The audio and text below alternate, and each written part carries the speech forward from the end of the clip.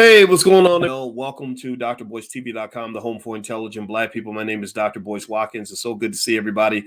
I hope you're having a wonderful day. And also, shout out the city that you're from. Let me know what city you're from. Also, let me know if you can hear me. Holla if you hear me. Say yes in the chat if I'm coming through all right. What's up on Instagram? My Instagram is The Real Boyce Watkins. Man, we have something interesting to talk about today. I just got off the phone with Dr. Claud Anderson, and we were talking about Juneteenth. And Juneteenth, as you know, is the day where everybody gets off work, and it's also considered to be the day where Black people were freed from slavery officially. Apparently, somebody forgot to tell us about the Emancipation Proclamation, and they went down to Galveston, Texas, and a General Gordon, if I'm not mistaken, delivered the proclamation, or a new order, order number 3. I think that's what it was called, General Order number 3, to basically say, y'all free, you can go now. And so at that point, everybody was happy. We celebrated at Popeye's Chicken and had Juneteenth Fest and Freaknik, and the rest was history. That's the story that we're told. Well, I hate to bring bad news. See, people get mad at me because I have this habit of telling the truth. And that's what I'm going to keep on doing. I ain't going to stop. But anyway, do me a favor. Shout out the city you're from. I see Washington, D.C. Is in here. Saginaw, Michigan is up in here. Rhode Island's up in here. I was in Atlanta this week. I hung out with a lot of great people. I went on the Hardly Initiated podcast. 2 great brothers who came out of the Black Business School, who've now created one of the most powerful podcasts out here. Talked to my friend, the Wall Street Trapper. Hung out with my friend Killer Mike, my friend rapper D1. We released our movie, or did a sneak peek on our new film. It's called B1 the Movie, directed by Rick Mathis. That's going to come out this summer. We are making Black-owned movies now, in case you did not know. And so we got a lot of stuff going on. And so this weekend, that's what I did. I was in Atlanta. And also in Atlanta is going to be the All Black National Convention, which is going to happen October 20th. In Atlanta at the Marriott Marquis Hotel. So you can go to boycewatkins.com. You can get information there, or you can go to allblacknationalconvention.com. All right. So anyway, so Sherry from Jackson, Tennessee, let me tell you what was on my mind today. So I talked to Dr. Claud Anderson about Juneteenth. And here's the thing, right? I don't really have a big issue with Juneteenth celebrated. Let's just be honest. Give me a yes if it's okay, for Black folks to take a day off work. I mean, you work hard, you're busting your butt. Why not have a day off work, right? I mean, give me a yes if Juneteenth doesn't offend you. I'm not offended by the existence of a Juneteenth holiday. I want to make that clear, because I have to be careful, because people get nervous when you have Black people that really want to tell the truth and really want to talk about what it is. Like, really want to talk about what it really is, not what they tell you that it is. And that's what I do. I like to talk about what it is, tell it like it is, share what I know. And that's the goal. But the problem, though, is that we have this habit. We have this habit of sugarcoating things to the point where we are fed all these lies. We have this habit of sort of accepting, not getting real freedom, but getting like sort of these freedom substitutes, almost like liberation light. It's not real freedom. It's just sort of the illusion of freedom. And I'm gonna tell you, Juneteenth is, I'm gonna tell you, Dr. Claud Anderson, when I asked him about it, he's the godfather. He wrote the book Powernomics. And I said, what do you think about Juneteenth, Dr. Anderson? He said it's a scam. That's what he said. Let me make sure I wrote it down right. Sham. He didn't say scam. He said sham. See, I got to be specific here. He did not say it was a scam. He said it was a sham. So I said scam. I apologize. So a sham, I don't know if the difference is between a sham and a scam, but he used the word sham. I accidentally used the word scam. So here's what Dr. Anderson said in short, in case you are, if your attention span is short and you want to leave after the first 2 minutes of the video, that is totally fine. The short and long of it is that he says that Juneteenth is not what you need to be fighting for. Juneteenth is more symbolism. Juneteenth is more BS. Juneteenth is more yappity yap. He said what you need to be fighting for is reparations. I was on the phone with Dr. Claud Anderson just now. We just got off the phone. I called him up. He's like a second father for me. In fact, he's like a person I think about on Father's Day. That's how much I love this man. And he literally said that I said, what do you want me to tell the people? And I wrote it down. He said, Juneteenth is a sham. The only thing that matters is reparations. One thing they did not give you when they gave you Juneteenth was they did not give you your money. Everybody say money. We want our money. Everybody say, F you, pay me. Pay me my money. Money. That's the word, money. Where's the money? And in fact, he actually referenced in our phone call that even Biden, I think, did another proclamation to announce that Juneteenth will become a federal holiday. So he says that's the sixth time that an Emancipation Proclamation-ish kind of document came from the government. The sixth time, and I'm going to read this to you. If you want to hang out for the rest of the conversation, I'm about to give you some receipts and some facts. Dr. Anderson has a great book on his site, powernomics.com. It's called The Black History Reader. Stop waiting on public schools to teach your kids critical race theory because they're going to teach it to you wrong anyway. Stop waiting on white folks to teach you history. Black people should be teaching black history because no disrespect if you're white. I don't dislike you. I just don't trust you.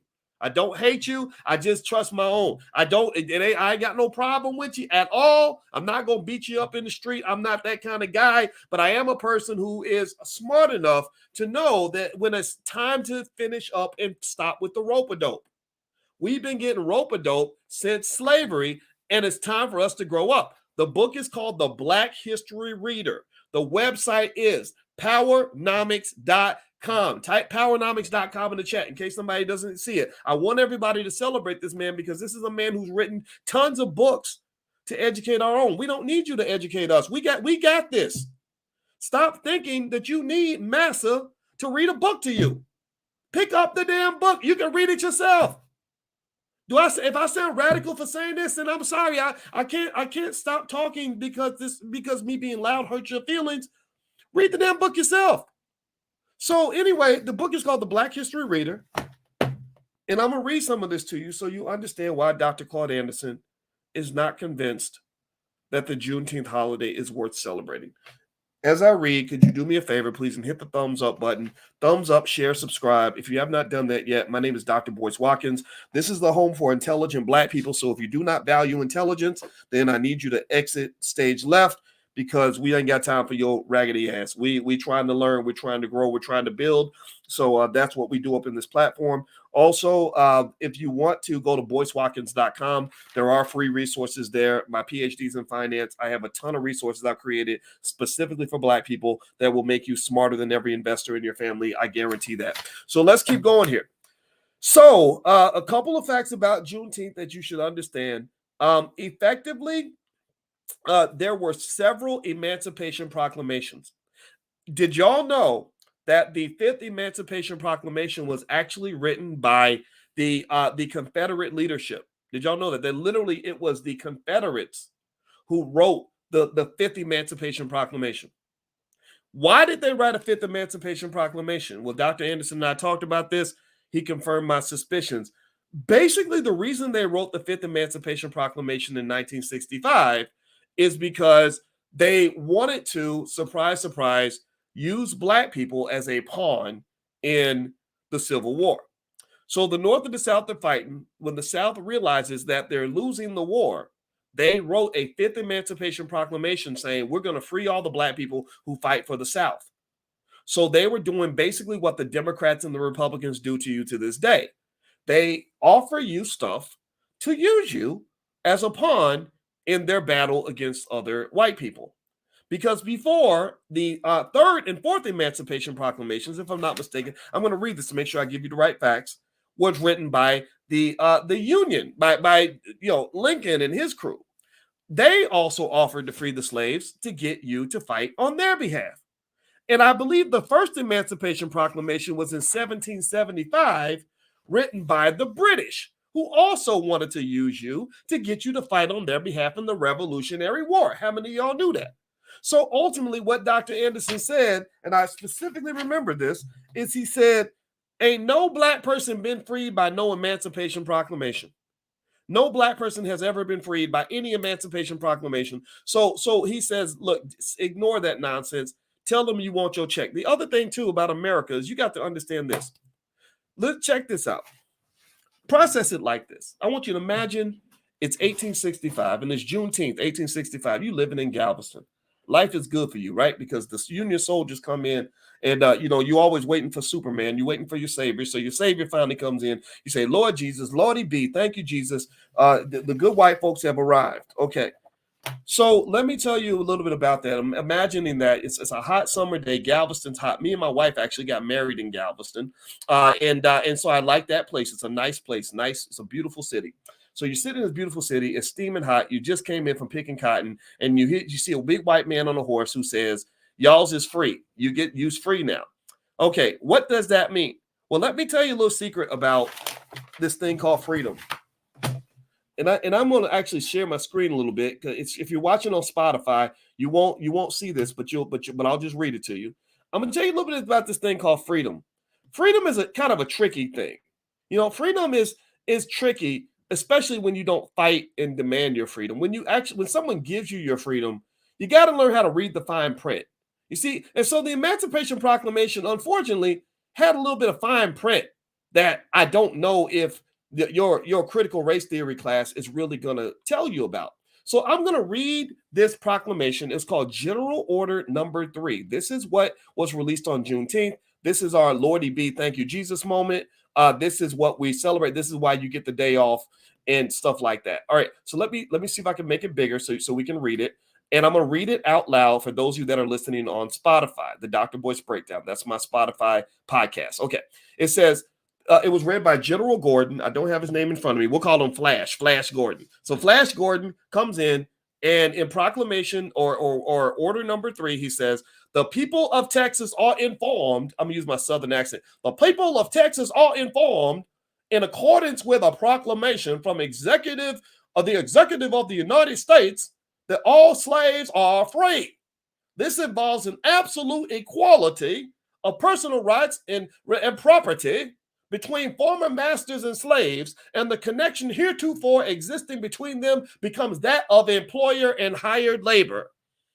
Okay, so it's good, but then they drop the other little piece on you to say, okay, you're free, but we need y'all to do some work. We need y'all to do the work. Because black people doing all the work, right? So they said that you have absolute equality of personal rights and rights of property. That's good. That's good. You did good with that part. He says, but he says, and the connection heretofore existing between them becomes that between employer and hired labor. Now, according to Professor James Small, who came onto this podcast not long ago, and I love Professor James Small very much, he says that what happened in Juneteenth, according to Professor Small, was that black people went from being unpaid slaves to becoming paid slaves. So you went from the traditional plantation to the corporate plantation, which is where many of us remain to this day.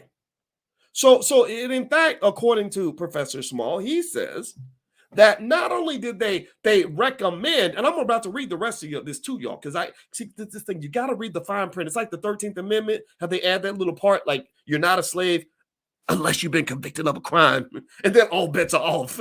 All bets are off. We're going straight back to Negroville at that point. At that point, we're going right back to 1704, right? And if you find some reason to convict you of a crime or somehow label you a criminal by criminalizing things, because we write the laws, then you're not free anymore, right?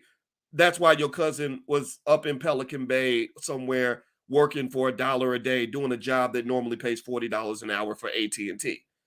So that first part about employer-employee, I thought that was really interesting. See, y'all, we got to start reading the proclamations in detail. All right, so here's the last part that's really interesting. So this is where they give us advice. The good white folks like to give us advice. They like to try to help us. So listen to what they advise. and I want you to read this carefully. They said the freedmen are advised to remain quietly at their present homes and work for wages.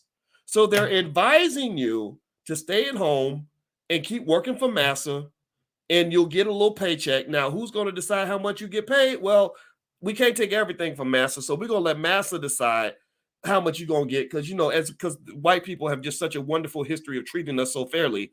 And then he says they are informed that they will not be allowed to collect at military posts, and that they will not be supported in idleness either there or elsewhere. So who's they? You're the they. You're the they. Remember, you're the black person on the plantation in Galveston in 1865. And so they said, you are basically informed that you will not be allowed to collect at military posts. So you cannot go to the military. So the good white folks, they'll come free you. They're kind of coming to free you. They're doing a good job, but they really don't want you around. They don't want you thinking, okay, we're going to get on a horse together and go up north. No. Keep your black ass here. And then the last piece, it said they will not be supported in idleness, either there or elsewhere. That sounds pretty benign. That sounds like a pretty simple statement, right? Like, don't be sitting around doing nothing. We're gonna expect you to do something. But what I'm gathering from this, again, I'm not a historian here, but speaking with people that I respect, like Professor James Small and Dr. Claud Anderson, this sounds like the beginning of the vagrancy laws. Now, y'all familiar with the vagrancy laws? If you're not, that's okay. I told you this is a platform for intelligent black people. That don't mean you got to know everything. It means you got to be smart enough to know how little you know. You got to be smart enough to want to know more. You got to be smart enough to realize that we don't know everything. We're trying to figure out what really happened to our ancestors. We're doing a CSI episode here, okay? We're investigating because the school system has lied to you, right? So basically, the vagrancy law said, pay attention now, that if you don't have a job, that means you go to jail. And what did I say earlier about the 13th Amendment? Well, you go to jail, all bets are off. All that stuff we talking about freedom and all that. No. You don't get that anymore because you are technically a criminal, and criminals ain't got no rights. So you know what we're gonna do to you? Because you chose not to work for massa and you walking in the streets, we're gonna lock you up, and then we're gonna lease you right back to massa. And now you ain't gonna get paid nothing. Maybe a penny a day. So we can technically say that it's not technical slavery because we're technically paying you. But slavery does not mean you're paid or unpaid. Slavery is just a lack of freedom. Slavery just means you can't do what you want to do. So if you really want to use that explanation and really go deeper into it 200 years later, a lot of black people still ain't free. A lot of black people, the vast majority, the overwhelming massive majority of black people in 1865 worked for a white person. Well, the vast overwhelming majority of black people in 2023 work for a white person. And a damn thing changed in certain areas. I'm not saying that it's not better. I'm not saying that you're going through what they went through. I think you have opportunities they did not have. In fact, that's why I get so frustrated when I see black people that don't want to learn, don't want to work, don't want to take care of their kids. It makes me mad because you do have freedom to do things that they cannot do. So let's stop with the whole, like, this is the same as slavery. This ain't the same. They went through stuff you can't even imagine. They went through horrors that would be worse than your worst nightmare. So let's just be clear. I'm not saying that we're still living the same as we did in 1863, but I am saying that you're probably celebrating in a premature fashion. When you get up and you're doing your Juneteenth buck dance and talk about how wonderful things are, I'm gonna ask you to stop dancing and start paying attention. I need you to understand that the job was not finished. The job wasn't finished. Because here's another little thing about freedom is that in America, things cost money. Having a place to live costs money. Having clothes on your back costs money. Getting food costs money. So you are a slave in 1865 in Galveston, and you supposedly have your freedom. But did they give the slaves any place to live if they decided to be free? No, they did not. Did they give them any clothing to put on their backs when they claimed that they were free? No, they did not. Did they give them any money for food? Did they say, here's some McDonald's money, like your mama did when you would go on a school field trip to make sure you didn't starve that day? Did they do any of that? No, they did not. Did they give them any weapons that they could use to defend themselves? No, they did not. Did they give them tools that they could use to go and do a job and make money that way? No, they did not. Did they give them any land they were giving away? Just millions of acres of land? Did they give any of that land to black people? No, they did not. But they promised land. They promised things like 40 acres and a mule. I'm still waiting on my 40 acres. I want the 40 acres and the mule. And if you ain't going to give me the 40 acres and the mule, then don't ask me for my vote. I'm not voting for you because you owe me 40 acres and a mule plus interest. I will take 40 acres, a Cadillac, and $2.5 million in at least business financing so I can really expand my organization. That's what I'd like to have. That's what I want. So ultimately, when you're talking about Juneteenth, stop using the word freedom in correspondence with Juneteenth. A better word to use in reference to Juneteenth is not the word freedom. The best word to use is symbolism. Juneteenth and the many proclamations were a symbolic gesture that did move us a little closer to freedom than we were before. It's not that Juneteenth was a bad thing, but sometimes what happens is that they give you a peanut and make you think that you got a gourmet meal. And then they expect you to celebrate and jump up and down and get excited. And some of our people still, because they have not been properly educated on exactly what Juneteenth means, they really start believing that we've actually made it. All right, so do me a favor, hit the thumbs up button, thumbs up, share, subscribe. I'm going to read from Dr. Claud Anderson's book. It's called The Black History Reader. His website is powernomics.com. If you want your kids to learn history, you got teachers, master teachers in your community. You don't need some white lady from the suburbs teaching your children history. You're supposed to do that. You got people like Professor James Small. You got people out here like Anthony Browder. You got people out here like Dr. Claud Anderson. You have so many brilliant people in your community that can teach you. Learn from them. Learn the truth. Stop waiting on other people. Stop believing white folks. You need white folks to do anything. They're not your parents. No disrespect. I know people get mad. They think I'm anti-white when I talk like this. I'm not anti-white. I'm just very pro-black. We have to learn our power. We have to learn that anything y'all can do, we can do better. You have to learn that that there's no such thing as them giving you opportunity. You can create opportunity. Stop waiting on other people to give you an opportunity to be great. Black excellence is in your blood. Black excellence does not need permission. Black masculinity does not need somebody to clear a path. Black masculinity clears its path. The divine feminine does not need permission to be divine. God gave you all of that. God gave you your freedom. You just got to know how to go grab it. So anyway, let me keep going here. Let me read a little bit. I'm reading from this book. Hit the thumbs up button, please. Thumbs up, share, subscribe. A reminder: this podcast is on Spotify. So if you go to Spotify, look up my name, you'll find it. Also at boycewatkins.com. I have some stuff there, some free training I did called "How to Make Money Without Working." Feel free to go take a look at that. All right, so I'm gonna read this. This is page one. What page is this? 109 in the Black History Reader. Here's what Dr. Anderson says. The question here is, were blacks legally or symbolically emancipated from institutionalized enslavement? He says, considering the fact that in the 21st century, blacks are still treated as a socioeconomic underclass and political outgroup, the real legal status of blacks in America is unclear. History reveals that since the founding of this country, there were numerous emancipation proclamations that proposed the end of slavery and set blacks free. Give me a yes if you understand. There was not one emancipation proclamation. There's not the Emancipation Proclamation. It is those emancipation proclamations with an S at the end. Give me a yes if you get that. I want to make sure you know that. They ain't going to teach you that in school. Let's keep going. However, there is a myth that the Emancipation Proclamations proposed to end slavery and set blacks free. However, none in fact did. None did. So Dr. Anderson, according to his book, The Black History Reader, which you can get at powernomics.com, he says that the Emancipation Proclamations, plural, never freed black people. And he would probably argue that you're still not really free today. You're kind of free-ish, but you're not really free. You get your economics straight, you get a little closer to freedom. That's very important. So let me keep reading.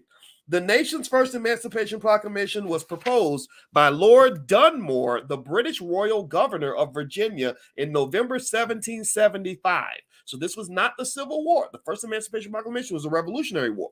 On the eve of the American Revolutionary War, Lord Dunmore offered freedom to any slave who would take up arms against the colonies and fight with the British troops. So this is the first example that Dr. Anderson gives in his book of black people being used as pawns in a battle between white people. So the British white people were fighting with the American white people. They said, hey, if you come fight with us, we'll hook you up. So the Democrats and Republicans are going at it. And so that's the offer. So Lord Dunmore, he offered the freedom. 3 months later, fearful of the harm armed and angry slaves would bring to European white colonists, Lord Dunmore reconsidered and withdrew his Emancipation Proclamation to free the blacks. So they almost got free. They got close to tasting something that was like freedom, and he took it away because he got worried about what the other white folks were going to think, and he was worried about what angry was it. Wait, hold on. He says, fearful of the harm armed and angry slaves. Sorry, so scratch that. He was scared of free black people and how pissed off you would be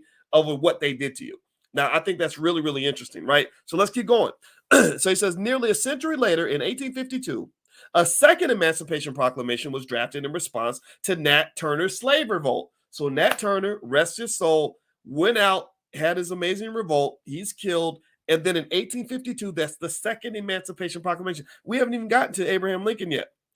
Turner's revolt shook the nation, especially the southern slaveholding states. Frightened, so when they see a brave, intelligent black man, that scares the crap out of them, right? So that's why a lot of you black men, you strong black men out there, you're gonna have to do this on your own. You're not gonna get no help from no allies. Ain't no ally. There's rarely an ally that will take on a strong and intelligent black man and give him the opportunity to truly express who he truly is. So you're gonna have to build that on your own. You're gonna have to build together. I was in Atlanta sitting with a lot of strong, intelligent black men, and we were sitting there just gloating over the fact that we don't need nobody in order to rise. We're coming together and we're going to get this thing done. So that's pretty much what you're stuck with, right? So because this is history. This is history. Nat Turner scared the country. So Nat Turner made them think, oh my God, if these black people pick up this same energy, we're in trouble. So he says, frightened by the successful slave revolt in Haiti and Nat Turner's revolt in Virginia, many Southern slaveholders indicated a willingness to end black enslavement and then send black slaves back to Africa, Texas, or the Caribbean islands. Did y'all know that? How many of y'all knew that? That they were considering in 1852. Just saying, look, we'll let you go. Just get the hell out of here. We need y'all to go back to Africa. We're sending y'all to Texas. We're sending y'all to Caribbean. We don't want to be around you. We don't want you living in our neighborhoods. So all this integration, we shall overcome stuff that they were talking about 100 years later. They were not interested in that. They wanted to free you so you could leave. So it says here, let me keep reading. He says, blacks in the street quickly galvanized Virginia legislators to offer what constituted a third Emancipation Proclamation that proposed simply to abolish slavery. Ironically, nearly half of Virginia's legislators voted to abolish slavery in Virginia, the birthplace of Black American slavery. And Dr. Anderson does a wonderful job of highlighting the fact that slavery didn't start off just as kind of a black thing. Let me hit a button here. Slavery actually started off as something that wasn't just for black people. There were actually black people who owned slaves, believe it or not, and it became a black thing after a while. So the book is The Black History Reader from Dr. Claud Anderson. His website is powernomics.com. That's where you can get a copy. So here's what else he says. So he says, ironically, half of Virginia's legislators voted to abolish slavery in Virginia. They came just a few votes short of ending slavery and preventing the Civil War that followed. So according to Dr. Anderson, they would have prevented the Civil War had they went ahead and agreed to abolish slavery, but they didn't. So a few years later, 1863, so you go from 1852 to 1863 now, 11 years into the future. After the Civil War had begun, President Abraham Lincoln reluctantly offered the well-known Fourth Emancipation Proclamation. So when they say the Emancipation Proclamation, they're talking about the one in 1863, but really it's not the original. It is the Fourth Emancipation Proclamation. So he says it did. Listen, so he says he reluctantly offered the well-known Fourth Emancipation Proclamation that did not free a single black slave. Even though it was symbolic, it gave blacks some sense of hope, which they recall annually on Juneteenth Day. Contrary to what so many blacks believe, Abraham Lincoln signed the well-known Emancipation Proclamation in an effort to save the Union, not out of love and compassion for black slaves. So Howard University, please take that Abraham Lincoln mural off the side of your building. It looks jackassedly. I love that school and I love the people there. I love my friends at Howard, but that mural is jackassedly. Let me keep going. Lincoln's proclamation was a propaganda ploy. Doesn't that sound familiar? Symbolism to lift the spirits of the tired Union troops as well as expectant blacks. The proclamation announced that all persons held as slaves within any state in rebellion against the United States were henceforth and forever free. President Lincoln had no control over the rebelling Southern states and no constitutional authority to abolish slavery in loyal states. So he had no authority to implement this. You understand what I'm saying? He had no authority. He literally couldn't control the South, and he had no power in the North to do this. He did not have congressional approval. But he just said, I'm gonna write this up and hope for the best. So he says, consequently, black slaves actually had to wait until the end of the Civil War and passage of the 13th Amendment to the U.S. Constitution before they gained some quasi-freedom.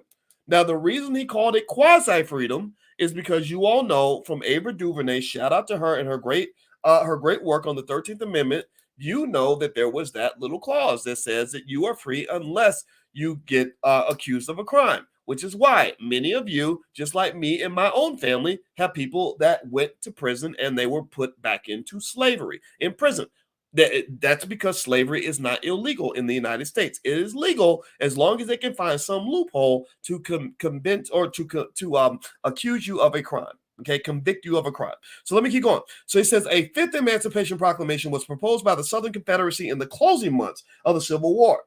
Some of its most prominent leaders wanted to use their Emancipation Proclamation to recruit Black slaves to fight the Civil War on behalf of the South. So the South actually issued the Fifth Emancipation Proclamation. General Robert E. Lee and Jefferson Davis, the president of the Southern Confederacy, announced in their Emancipation Proclamation willingness to free the slaves in exchange for official recognition from the North that the South was an independent and sovereign territory. The North refused. Even so, the Southern Confederacy finally decided to set blacks free, but by then it was too late. The war was over and the Southern Confederacy had lost. 5 different Emancipation Proclamations were proposed, but none of them actually ended slavery. Each of the above 5 proclamations was issued for a specific purpose of the issuer. So they were specifically using your pain, your struggle, your plight to pursue their own agenda. How familiar is that? I'll just let you marinate on this. And all the different people with all the different agendas who use Black pain and suffering as a way to pursue an agenda that is their own. None of these people are interested in the Black agenda, because if they were interested in the Black agenda, they would go ahead and pay you that $13 trillion reparation check that is owed to you. The Black agenda must be pursued by you. Sitting around waiting, I understand it's our habit.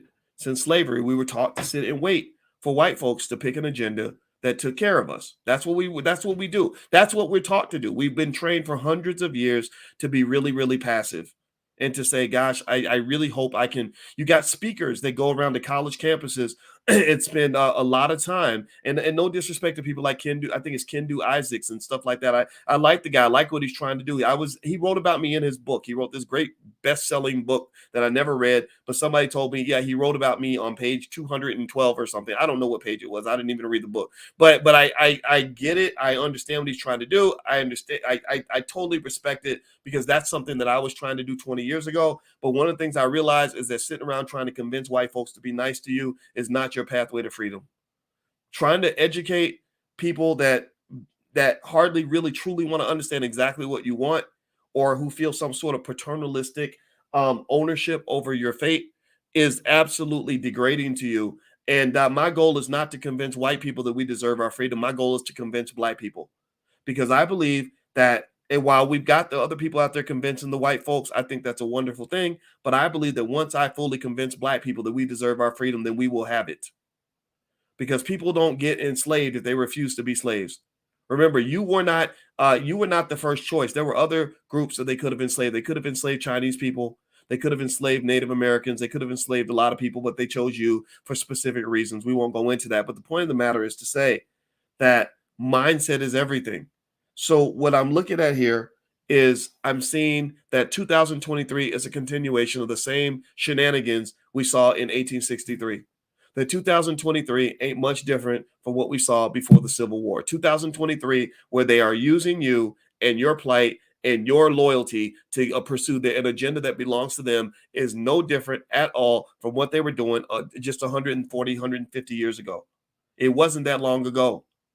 The world nothing's really changed in a lot of ways. So effectively, what this is really saying here, thank you, Dr. Claud Anderson, for writing this, because this has educated people like me, is he basically says that all these Emancipation Proclamations, if you start with the first one written by in the Revolutionary War, that was written so the British could win the war. If you look at the second one, that was written in 1852, that was written because they were so scared of Black people, because Nat Turner set that shit on fire, and they saw what happens when Black people ain't scared. So they got nervous. They got scared. So when y'all walk in there bold and strong and ready to fight, just know people are going to react. Even your friends aren't going to, some of your friends aren't going to like you anymore. When I changed my behavior and became the person I am now, I lost a lot of friends, not because I'm a bad person, but just because they just didn't know what to do with a black man that wasn't docile, that was actually smarter than them, who wasn't afraid of them, who didn't submit to their power. When they go to the third Emancipation Proclamation by Abraham Lincoln, the third one, it wasn't Abraham Lincoln, I apologize. Abraham Lincoln did the fourth Emancipation Proclamation, if I'm not mistaken. The third one was done in Virginia, where with Virginia legislators, where they were also trying to get you out of the country. And then the fifth one was done by the South out of just sheer desperation. In all those cases, from what I'm gathering, the goal of the Emancipation Proclamation was not to give you something because they like you. Stop trying to get people to like you. They were giving you something because it fit their agenda to offer you that thing. And so I think that with reparations, which Dr. Anderson says should be the number one agenda item for every black person in this country, I think that the only way you're going to get support from other people on your reparations pursuit is if you make it in their interest for them to support you on reparations. The way I'm going to make it put it in your best interest is I'm not voting for you or anything that you want until you write me that check. If you pay me. So if you don't want Trump to be president again, well, then you write my check and then he won't be president because we'll show up and vote. We've proven that we will do that. But the idea that there are black people who get angry when I say this, the fact that you have so many people that get just I'm talking about upset, mad that you're doing something different, that showed you how deep brainwashing can go. That showed you how deeply committed we are to the status quo. Most psychologists will tell you that 70 to 80% of all people will follow an authority, even if the authority is wrong. 70 to 80% of all people will follow the crowd, even when the crowd is wrong. Why is that? Because people are afraid of being different. Being different requires you to have enough self-love, enough self-esteem, enough commitment to your cause that you're willing to go down bloody and burning if that means that maybe you're wrong, or if that means that nobody's going to stand with you, or if that means that there's going to be a price to pay. So I'm not really looking for the whole black community to galvanize around this one issue. I can't convince 40 million black people to get on the same page because some of y'all Negroes are crazy. I'm sorry. Some of y'all, I can't work. I don't know what to do with you because you're so determined to do whatever you've been doing. So I'm not talking to those individuals. I'm talking to that 20, 30%. I need a few good men and a few good women that will stand with me as I'm reading these facts to you, and just be true to your purpose. Be true to your cause. Be true to what you believe. Stop letting these people bully you into doing something that you know don't make no damn sense. I'm not sitting here trying to say that it's wrong for you to vote for a Democrat. I'm not here to tell you that it's wrong for you to vote for a Republican. I'm just here to tell you that there's nothing wrong with you voting for yourself. So if you want to know who I'm voting for in the next election, I'm not voting for a Democrat. I'm not voting for a Republican, but in every single election, I'm going to vote for black people. And the best way I know to vote for black people is not at the polls. It is in your bank account. It is to teach you the fundamentals of wealth, so that you will be able to do what the Jewish community has done so successfully, which is to be able to fight and to have strength that is disproportionate to your numbers in the population. If Jewish people depended on elections to get power, then the Jewish community would have no power. If they needed to galvanize enough votes in order to get their agenda pursued, they would never accomplish anything. What the Jewish community has done masterfully, and this is where I disputed with Kanye West when we were on the phone. I told him flat out, I said I wouldn't have married a Kardashian because Kardashians are crazy. I married me a Donda. Your mother, it was a professor from the south side of Chicago and a black woman. My wife is a professor from the south side of Chicago and a black woman. And then the second thing I said to him is, I said, I ain't got nothing against the Jewish community. I don't know where that's coming from, but I'm not co-signing none of that stuff because I don't dislike anybody. What I do believe is that the Jewish community is a great economic template to pay attention to understand how a small, tiny group of people can amass an amount of power where you really feel like they're everywhere. You feel like their power, you get scared like they the boogeyman, like, oh, they're gonna come get you, they're gonna cancel you, because they do have that level of power, and there's nothing wrong with saying that. In fact, they're so powerful that they'll punish you for even saying that they're powerful because they're so damn powerful. So there's a construct behind this line of thinking. There's a construct, there's a culture around this. This is not hard. I had tons of Jewish students when I was teaching at Syracuse University. These are not secrets. These are things that people like me can explain to you. The hard part, the thing I cannot give you is the ability and the willingness to break away from your very bad, very toxic economic habits. I can't do that for you. You have to do that for yourself. So ultimately, what Dr. Anderson and I agree on, we agree on a lot of stuff, but I like the way Dr. Claud Anderson, in his book, The Black History Reader, it's on powernomics.com. Go check it out. I love the way he just gives you that information that you never would have got from school. How many of you, give me a yes or no. Give me a yes or no in the chat right now. How many of you knew that there were at least 5 Emancipation Proclamations? Did anybody else know that? Did anybody else go to a high school where they said, no, this was the first Emancipation Proclamation. This was the second Emancipation Proclamation in 1852. This is the third Emancipation Proclamation a few years after that. How many of you went to, did anybody, I'm looking for one yes. Did anybody have a high school that taught you that there were 5 Emancipation Proclamations and that none of them formally freed anybody? Anybody, give me a yes. I'm looking for one yes. Christina, no. Lisa Parker, no. A. Evans, no. Aunt Brown, no. Tracy Caldwell, no. Detroit D-Town, no. I ain't seen a yes yet. Not one. So the fact that there's not one single person, not one of you, and thousands of you are going to watch this podcast, the fact that there's not one of you who can say that you learned in a public school that there were 5 Emancipation Proclamations. Imagine how much other stuff they never told you that you really, really, really need to know. I mean, this is the tip of this is lightweight. This ain't heavy. This isn't like, for example, the fact that they used to feed our babies to alligators as bait. This is not heavy like that, right? But so what I'm saying to you is that there's ways to sort of look at knowledge. There's what you know, which is really tiny. There's what you don't know, which is much, much bigger.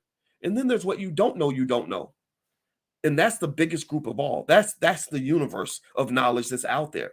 So when it comes to our ancestors, 0.1% is what we know. But 99.9% is either what we don't know or what we don't know. And that's what I want to know. And that's why I look to the master teachers to teach me history. I do not look to the public school system. I educated our kids today on Juneteenth, and I said, this is what really happened in Juneteenth. I encourage all of you, give me a yes if you will do this right now. Go talk to your kids and tell them what really happened on Juneteenth. You ain't got to be cynical. You ain't got to say, oh, it was a bunch of nonsense and they didn't do anything for us. No, I think that some white guy on a horse reading a proclamation or whatever, telling us that we're free, I think that was some degree of progress, right? So you don't have to be extreme about it, but you got to be honest. White people aren't, they're not Jesus. And I think that's the problem that I have with history is they teach it in a way where we're supposed to sit around and say, thank you, Lordy B. Thank you, Jesus. I'm so happy that you gave me this. And then what happens is that you're not thinking about all the other things that are owed to you outside of that.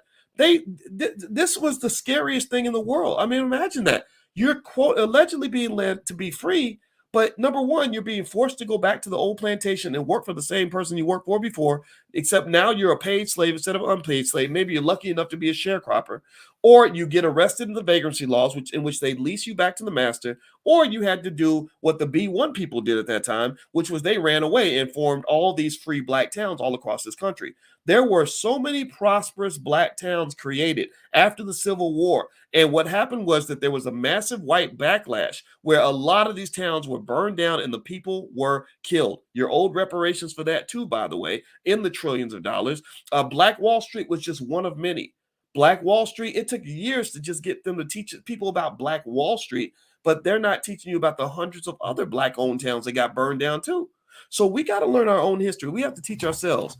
In fact, in the Black Business School, our core beliefs are what we call the Black Core 3. Black people should educate our own children, create our own jobs, and support Black-owned businesses. That's the Black Core 3. And I will say, to give credit to Kanye West, when I mentioned the Black Core 3 to him, he did internalize that, and he texted me the next morning, the Black Core 3, and I appreciated the fact that he took that information in and processed that. Maybe one day he'll want to be a part of that. All right, so anyway, do me a favor. Please hit the thumbs up button, thumbs up, share, subscribe. The name of Dr. Anderson's book is The Black History Reader. It's available at powernomics.com. Also, my website is boycewatkins.com. On that site, you guys know I'm a finance professor, so I have a training called How to Make Money Without Working. I have a new book out. It's on Amazon. It's called The 10 Commandments of Black Economic Power. So if you want to go to Amazon and pick up a copy, feel free to do that. Also on my website, there are things like financial flashcards for kids and stuff if you want to train your kids about wealth. I think that's the most important thing you can do for your child if you want them to truly know what freedom is. And that gets to my last point. This is the last point I make, then we're going to be done. So you think, go back to imagining it's 1865. The white guy on the horse came through and read General Order Number 3, which effectively said, and I'm going to read this again so you know exactly what the General Order said for Juneteenth. It said, the people of Texas are informed that in accordance with a proclamation from the Executive of the United States, all slaves are free. This involves an absolute equality of personal rights and rights of property for between former slaves and masters and slaves, and the connection heretofore existing between them becomes that between employer and hired labor. The freedmen are advised to remain quietly at their homes and work for wages. They are informed that they will not be allowed to collect their military posts and that they will not be supported in idleness either there or elsewhere. Okay, so again, we know that led to a lot of people leaving the regular plantation for the corporate plantation. So they're being paid by the old master at whatever wage the master wants to pay. And then also they're being told that if they don't have a job, they're going to get arrested and sent back, at least back to the slave masters, because that's where the vagrancy laws came from. So I want you to imagine what it must have felt like to be black in 1865 in Galveston. So they tell you, okay, you're free to go now. You can leave. Now, think about this. You're being released with no money. You're being released with no tools. You have no weapons. You have no land. You have no clothes on your back. And you have no food. If you have nothing, and then also on top of that, you have no skill, no survival skill, nothing that's really going to help you survive as a free person. Are you really free at that point? Answer that question for me. Give me a yes or no. Is a person, if I say, well, sure, you can go do what you want. If I'm in a relationship with a woman, and let's say that I have been financially abusive, and I made sure I like to keep my women barefoot and naked in the kitchen, and I don't want my woman getting no education. Let's say let's say that I'm one of those terrible abusive men, and I don't want my woman to have no self-esteem. I don't want my woman to have no support. I moved her to Alaska to get her away from her relatives, and then on top of that, we got 8 babies, and she's taking care of the babies, and she ain't had no time to go to school, get no schooling. She ain't got no money, no nothing. And then she gets mad at me one day. We get into an argument. I say, well, fine, you're free to go. You're free to leave. Can she really leave? What do you think? Is she really free to go? Why am I answering that question? Well, because this is what your ancestors went through in 1865. This is my point. If you don't have the resources required for you to exist as a free black man or free black woman, then you're not really free at all. Freedom is the ability to choose where you want to be, what you want to do, where you want to go, all that. If you don't have the things you need to survive, then you're not really free. Just like that woman, I could say, yeah, you can leave, but we're living in the middle of Alaska. She has no friends or family, doesn't know her way home, doesn't have any money, doesn't have any skill. She's not really free. So the point is that you are like that abused woman in that terrible, toxic relationship. You release your children out into this society at the age of 18. These kids get out in this world. Most of these kids in Chicago public schools can't hardly read at grade level. They have nobody ever taught them how to start a business. And so they're depending on white people to create jobs. Nobody gave them a trade. You gave away your trade schools. For some reason, you don't understand how much money these carpenters, plumbers, and electricians are making. So nobody gave them any inheritance or any assets. They don't own any property. They don't own any stock. They don't have any cash. And then you say, well, you're free to go now. You can do whatever you want. No, first thing that a so-called free person with no resources is going to do is they're going to look to sell themselves into slavery. The first thing you're going to do when you're trying to survive and you don't have the tools to survive is you're going to go look for a master. You're going to say, oh, I got to get me a job. I need a job. Y'all need, and then when white folks say, well, what do you want in the next election? We're like, we got these fake leaders out here that'll say, well, we need more jobs. We need more slavery opportunities for black folks because we need more black people going on these jobs. Do you understand the correlation here? It's deeply connected. You're asking for comfortable slavery because being Because freedom is too hard. Freedom is uncomfortable when you don't have the resources to survive. So if you ask me, what do you want for your children? I would say to you, I know what I want for my kids, and I hope you want the same for yours. This is what I want for my kids, my grandkids, all that. Is I want them to have real freedom. That means I'm going to give them skills that are relevant to their life. That means skill that might involve a trade, that might involve learning how to start a business, it might involve managing their resources, how to run their household, all that. Half that crap they learn in school ain't never going to help them survive. The public school system is a bunch of crap. It is. It's mostly crap. Some of it's good. It's not all bad, but a lot of it's a bunch of crap. It's a bunch of, look at what they're learning. It's a bunch of damn crap. You got to give your kids the relevant skills. And the way you define what skills are relevant is you got to ask yourself, when my child is 30 years old, trying to survive and trying to be free, what skill will they need to have? What will they need to know? It could be as basic as knowing how to wash dishes and cook food, and as advanced as knowing how to go file an LLC and sell a product so they can get money to pay the bills and acquire property and take care of their spouse and love their wife and manage the kids or be an electrician, right? Those are relevant skills. So I need you to understand, type the word relevant in the chat. I need you to make sure your children have relevant skills and relevant resources and not the irrelevant skills that are given when they're being educated by massa, who's going to put them out there with no preparation for the future just so they can lease them back to the slave master. You out here, no ability to take care of yourself, no inheritance, no resources, no land, no property, no understanding of wealth, but you got a stack of student loans, and so you got to go work for the corporate plantation because basically they made you into a sharecropper. A sharecropper is pretty much a person who is so deep in debt, and it's pretty much illegal debt if you ask me. I'm a college professor, but these universities are outrageous. Charging 70 up to, I think Syracuse University, where I used to teach, they're literally charging $70,000 a year to go to that school. All the black kids I taught at Syracuse, going back to the year 2001, 22 years ago, most of them still haven't repaid their student loans, and they're like in their 40s now. Come on. So basically, if you really want freedom, you're gonna have to walk away from the sharecropping system. This is all built to pursue an agenda that does not belong to you. I don't even think you have to be mad at the people that created the system. I encourage you, instead of spending your time being mad, just understand why they were incentivized to trap you in that way. Energy has to be trapped in order for it to be effective. When a rocket is blasted into outer space, all a rocket is a controlled explosion. It's a bunch of energy coming from mixing these chemicals together that hate each other. And then there's an explosion, and then the rocket blasts off. But in order for the rocket to blast off, they got to control the explosion. If they don't control the explosion, the rocket falls apart. The whole system falls apart. So their first goal is to say, okay, we need to get all this energy, but when we get the energy, we got to trap it. We got to contain it so we can target it to pursue our agenda. So you and your life and your time and your children and your family, y'all are the energy. You're the energy. You're the people that they must control. Your greatness is part of something they must control. Your genius is something they must control. Black genius is not necessarily an inherently scary thing for America, but it is a scary thing if it's not controlled.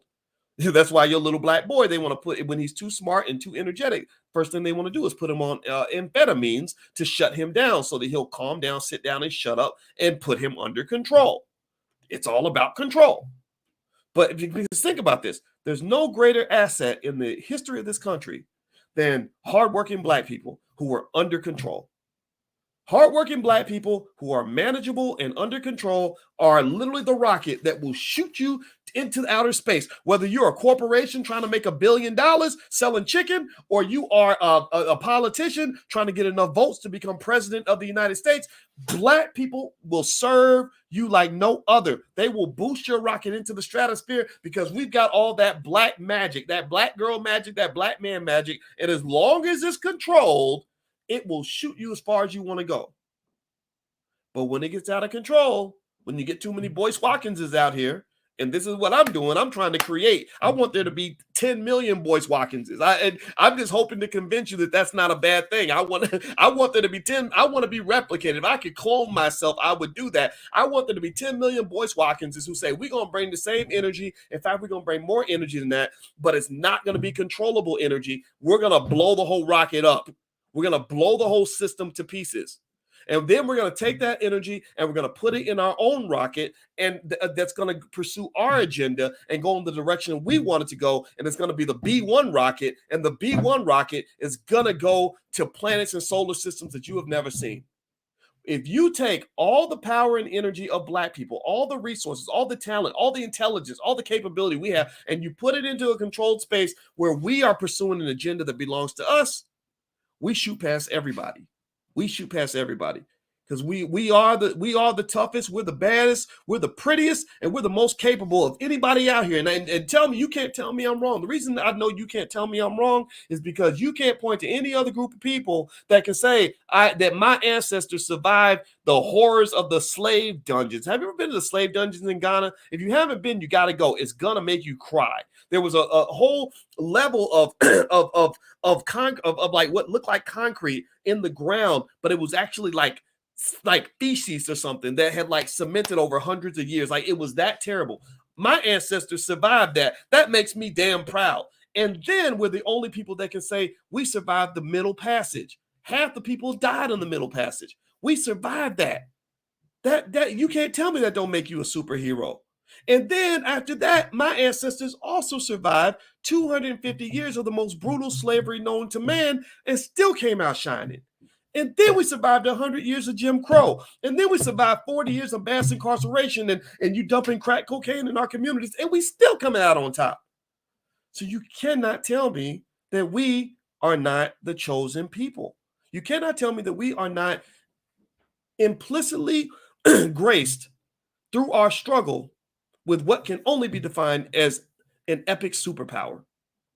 We have become a group of people that can do things that other people cannot understand. Just look at sports. Look at all the things you see Black people doing that other people simply cannot do. So what I'm saying to you is that all you got to do now is believe that, and then take all that power and apply it in the right way. Don't pour it into them, pour it into you.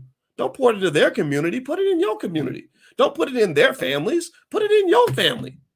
You deserve it. You've been through enough. You deserve the heaven that should come at the end of your journey through hell. You survived hell. Now you deserve heaven. And all I want you to do is I want you to believe that you deserve it and to go for it and create that heaven for your kids. That's all I got to say. I don't have anything else to say. I want to remind everybody, if you could, please go and support Dr. Anderson. Powernomics.com is where his books are. This is the Black History Reader. That's what I read from today. Shout out also to Professor James Small, who also advised us on a lot of these issues. He's one of the key advisors on that epic show called Godfather of Harlem. He's a very smart man, and I love him very much. Also, my name is Dr. Boyce Watkins. My podcast is on Spotify. If you look up my name on Spotify, you'll find it. If you could share this video with anybody who needs to be educated on all these topics, I'd love it if you could share it. A couple more announcements. One, we have a movie coming out this summer with Rick Mathis called B1 the Movie. It stars lots of great people. Dr. Claud Anderson is in it. Rizza Islam's in it. Queen Afua is in it. Vicky Dillard's in it. Julian Gordon's in it. Julian is so special. He's the only Black man I know who helped Black people acquire $250 million worth of real estate. No celebrities done it. No politicians done it. But B1 people can do this. This is what we're doing. And in the Black Business School, we've educated over 10 million of our people on how to buy their first share of stock, because I want to use every ounce of my PhD to make sure that you have everything that you need. So feel free to go to my website. There's plenty of free stuff there. We have stuff for children, all kinds of stuff. So, and also there's a training there called How to Make Money Without Working. Feel free to take a look at that. All right, guys, I'm out of here. Have a good day. Thank you so much for listening. God bless you, and stay Black, y'all. And I'll see you soon. And be Black, be intelligent. And I want you to be happy also. See you later. Peace.